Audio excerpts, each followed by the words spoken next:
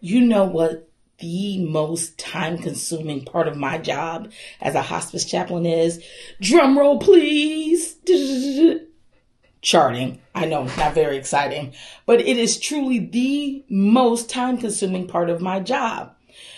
For every patient that we have, there's about 20 to 30 minutes worth of charting, depending upon if this is your initial assessment with that patient or if it's a follow-up visit, that happens for every single patient.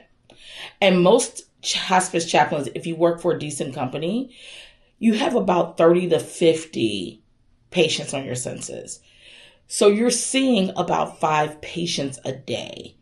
So 5 times 30 is 150 minutes. That's more than 2 hours worth of charting.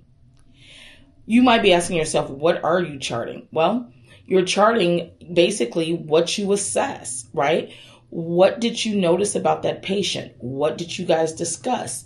What was your assessment of their spiritual and emotional health in that moment, right?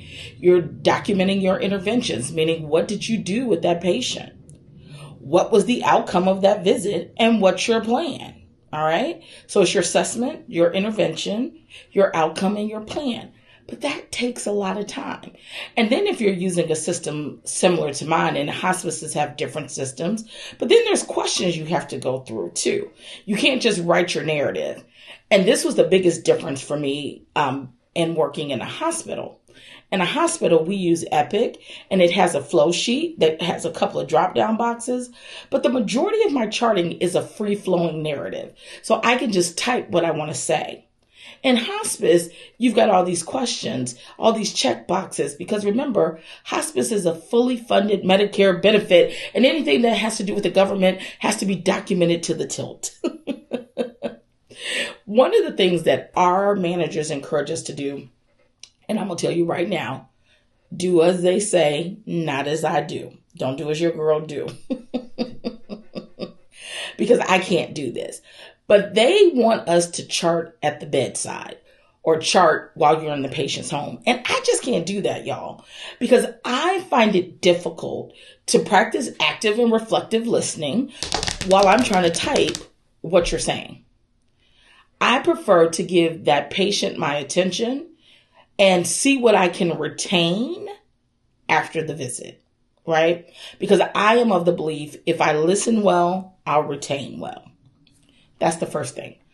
But because I am 100,000 years old, my memory is not the best. I make sure that when I get in the car, I use one of those Plod recorders as an AI recorder, and I record notes on each patient. Now, okay, before y'all become the HIPAA police, I do not put any personal data about my patients into that AI recorder.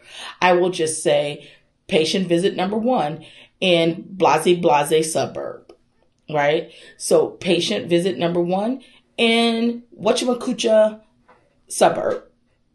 And I put in all the details. I don't say anything. I don't say their name because I know who patient number 1 was. And so that helps cut down on some time as well. So when I get home, all I have to do is pull the AI transcript, put that in my format, my notes, and that has condensed some of the time. The second recommendation that I have is that 2 hours that it takes to document those 5 patients, that hour and a half, whatever it may be for you, because I'm sure someone's going to be able to come on here and say, it doesn't take me that long. Well, whoop-de-doo, good for you. Because I can tell you, it is the bane of my existence and also fellow chaplains on our team and my social workers too, and my nurses. So if you got it down to a science, whoop-de-doo. But I know for me, I am not just cutting and pasting the same thing about all of my patients. I'm intentional about my assessments. And so my things are always different. So one of the things I've done is I have structured my day so that hour and a half, 2 hours, I'm going to end my day. I'm not going to see patients after 3 o'clock, 2:30. I'm not going to do that. 2:30, 3 o'clock is the absolute latest because I know it's going to take me about an hour to get home. And then that additional time to document. So I'm still ending my day by 5:30, 6 o'clock. So it's not cutting into my family time. Yeah. So again, these are things that I'm giving you a little sneak peek into what it's like to be a chaplain. Yeah. If you have any questions or comments, or if you're new around here, my name is Leslie. I am creating the videos that I wished existed 3 years ago when I started on this journey to becoming a chaplain.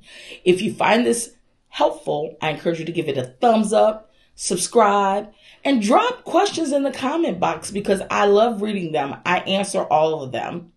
Even cries of outrage get a response. But if you have a question, drop it because I may record a video to answer it. All right, my loves, until next time, grace and peace.